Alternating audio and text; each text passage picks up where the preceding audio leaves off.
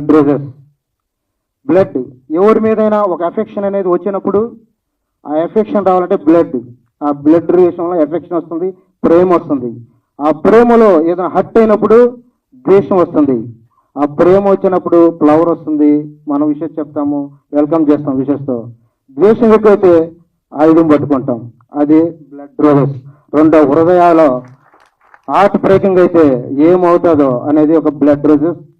ఆ blood roses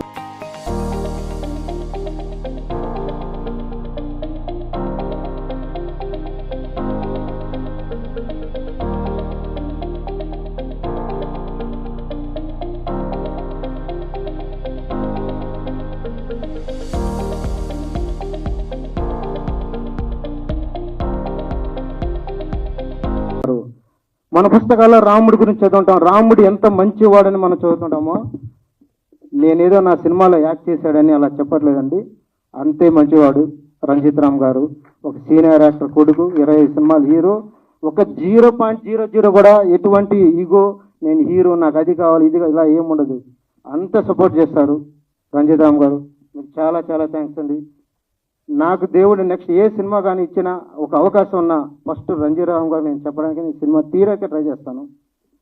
next రంజీరామ్ గారితో నేను ఒక సినిమా చేశానంటే రాముడైన కూడా రాక్షసులను వెంటాడడానికి ఎలా ఒక పూర్వకంగా చేశాడో అలాంటి ఒక సినిమా నేను ఆయనతో నెక్స్ట్ చేస్తాను. అలాగే మా అప్సరా మేడం గారు